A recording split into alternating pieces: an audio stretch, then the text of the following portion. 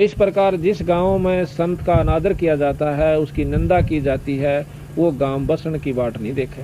अगर उसमें साधु नहीं है, भगत नहीं है, तो भगत हैं तो उस गांव को भी बचा लेंगे।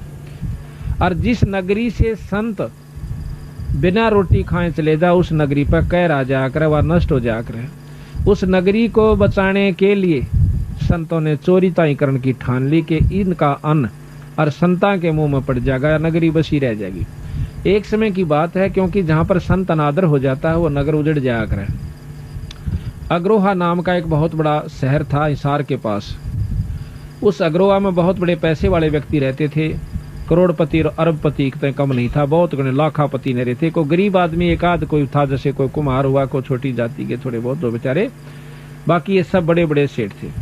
एक बार दो संत वहां पर आए, उस गांव के गोहांट मतलब गोरे में दूर जाकर बैठ गए। एक गुरु एक शिष्य था, वो सिद्ध पुरुष थे। उस सिद्ध ने यानी उस गुरु ने अपने शिष्य को कहा, बेटा जा भिक्षा मांग ला गाँव मत है।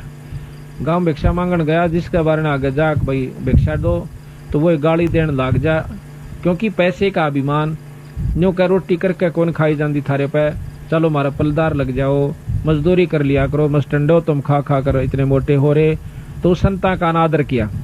वो शिष्य वापस आ गया, किसी भी घर में उसने अन्न नहीं मिला। और वो संत जो है छोटी जाति वाला तो नहीं लिया करते, तो वो जो है उसमें संत जो है नीची जाति वालों से अन्न नहीं लेते थे, क्योंकि वो तो गाल भी देंगे। पर वो गए उन सेठा के पास, उन सेठा ने जवाब दिया कि आप जो है करके क्यों नहीं खाते और दुनिया को ठगते फिरते हो, ऐसी वैसी बातें बढ़ाई। वो चेला जो है वापस चला जाता है।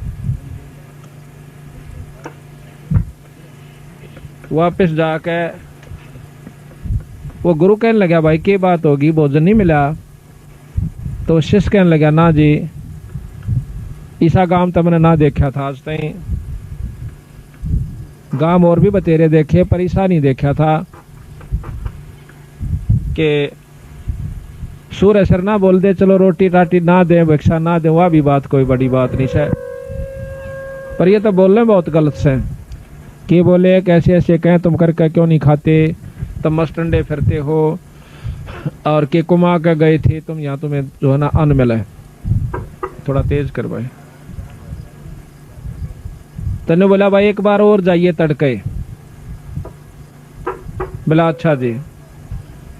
वो लड़का सुबेरे फिर जा है, वो शाम की बात थी, सुबेरे फिर जा से जाकर उसने तो भाई हर गांव में घर में गया, यही सुनने मिला कि भाई तुम जो है काल भी तेरे तो बताया था पिटेगा के तू जाता नहीं यहाँ से। यानी उस संत को यहाँ तक कहा कि तू पिटना चाहे है कि यहाँ से जा से, रख यहाँ से कर इसके बराबर। वो शिष्य वापस आने लग रहा था, तो रास्ते में एक कुम्हार का मकान था, वो विधवा थी कुमारी। उसने देखा कि संत श्याम ने भी भूखा गया और ई फिर खाली डोलू लांदा जा से। इस तो पूछते लो भाई भूख में हो सकता है हमारे अन्न स्वीकार कर ले और हमारे भाग जाग जाए। तो उसने कहा कि महाराज जी भोजन को नहीं मिला। उसने देखा कि ना माई को नहीं मिला, रोटी नहीं मिली। अब मेरे पास अन्न है, आप ले जाओ, रोटी तैयार कर रखी है, कुछ दलिया है, कुछ रोटी से।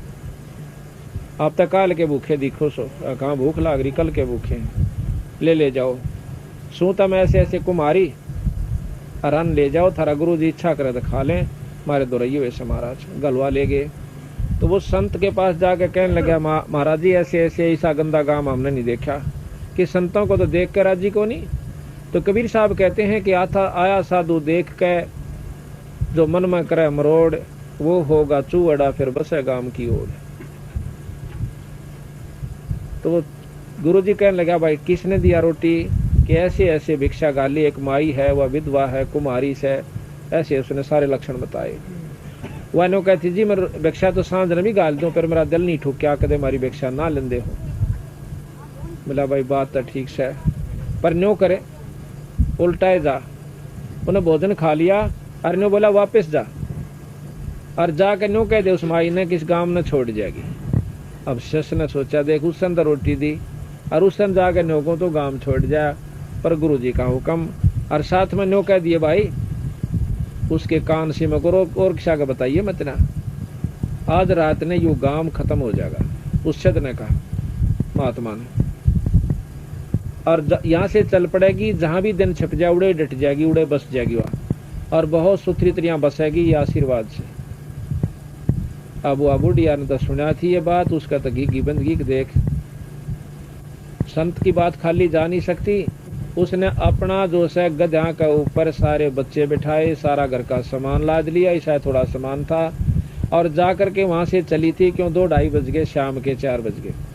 चली तो 5-7 किलोमीटर गई थी। जब वह दिन छिप गया वहां अपना डेरा डाया, रोटी टूका किया।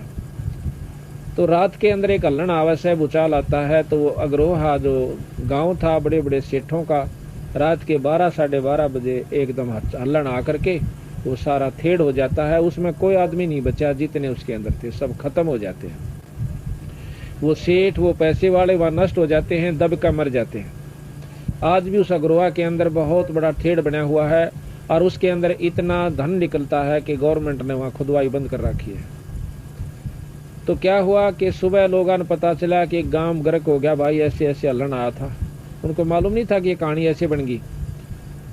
कोई भी जो दुख आपदा प्राकृतिक आती है कि अप्राकृतिक आती है, ये सब अपने किए हुए कर्मों से आकर।